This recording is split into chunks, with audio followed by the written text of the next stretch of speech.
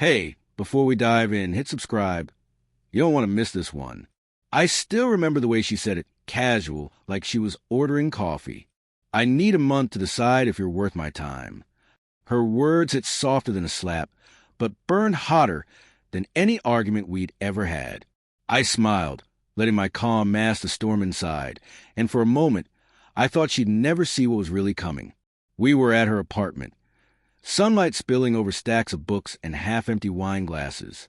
She leaned against the counter, hair messy from sleep, phone in hand, scrolling through something I wasn't supposed to see. I could hear the faint hum of a message notification, then silence.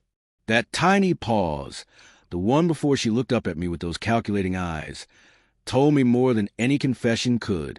I took a slow step closer, inhaling the mix of vanilla and her perfume. A month, I echoed. Sure. My voice was steady, but my heart hammered against my ribs like it knew something I didn't yet admit to her. She smirked, like she'd already won. Over the next few days, I watched her with quiet attention. The way she laughed at texts, the flicker of emotion she tried to hide when I mentioned my past, the tiny moment she glanced away, lips pressing together, maybe hiding something. I didn't push. I let her think she had all the control. But I was already planning a lifetime, and she couldn't see it. Every meal, every walk, every text I sent was measured, deliberate. I noticed the way she typed, the small emojis she used, the pauses before replying. Small things most people ignored, but to me, they were windows into her world. And then came the first call that didn't feel right.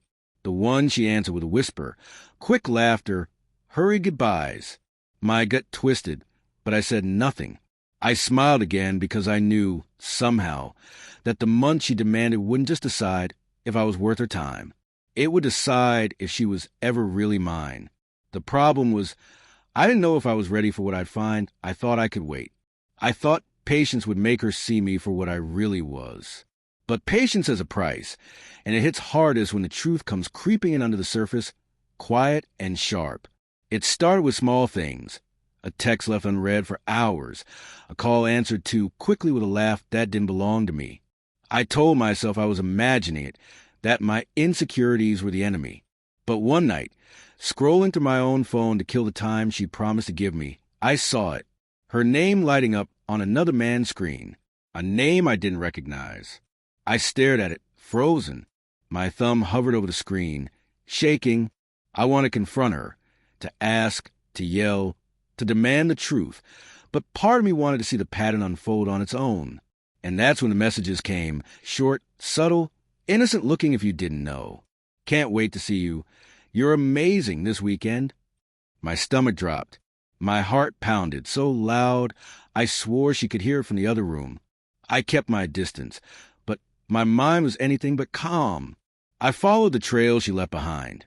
Double text to someone else. Late-night calls that ended in hurried whispers. The faint scent of cologne that wasn't mine brushing against her sleeve when she returned from work. And every time I brought it up, she smiled, brushed it off, and said, "You're overthinking." But I wasn't. Deep down, I knew the month she demanded was never about deciding if I was worth her time. It was about seeing if I'd wait while she explored someone else. And the cruel part? I had waited, giving her space, hiding my suspicions behind jokes and smiles, letting her think I was blind, letting her think she had control. Then came the evening I walked in unexpectedly. I had thought she was at her friend's, but the door was unlocked. The faint glow of her phone lit the living room. And there he was, not just in a picture, not just in a name, in the room with her. I froze, a mixture of rage, heartbreak, and disbelief tightening around my chest. She looked up, startled, then her face shifted. Panic, guilt, shame. I realized in that moment, the month was never about me. It was about her game. And I had just walked right into it. That I didn't scream. I didn't throw anything. I just stood there, watching the scene unravel, letting the silence fill the room like a third presence. Her eyes pleaded, fumbling for words that never came. He froze too, guilt flickering across his face. But it was too late. The betrayal had been exposed, sharp and naked, and there was no undoing it. "You've been playing me," I said finally, my voice quiet but steady. each word slicing through the tension. All this time, your month was never about me. She shook her head, tears spilling now, mascara running in dark streaks down her cheeks. I didn't. I know exactly what you did. I interrupted, and I did. I knew every late-night message, every whispered laugh, every tiny moment I had ignored in favor of hope. I had been blind on purpose, but I wasn't anymore. I walked closer, calm and deliberate, and for the first time, she saw me. Not the man waiting for her approval, not the one who smiled through suspicion, but the man who could walk away with dignity intact. I picked up my coat from the chair, shrugged it on, and glanced at him. I hope it's worth it, I said, voice low, almost pitying. She sobbed, reached out, but I didn't take her hand. I didn't answer her calls, didn't beg or plead. I simply left, the door closing softly behind me, the click echoing like the final punctuation on our story. Outside, the air was cold, crisp, real. The betrayal stung, yes, but there was clarity now, a strange relief in knowing the truth. I realized something essential. Love doesn't need a month to prove itself. Respect and trust do, and if either is absent, nothing else matters. Weeks later, I walked past her apartment, catching a glimpse of her through the window. She looked smaller somehow, lost in the space she once filled with manipulation and false smiles.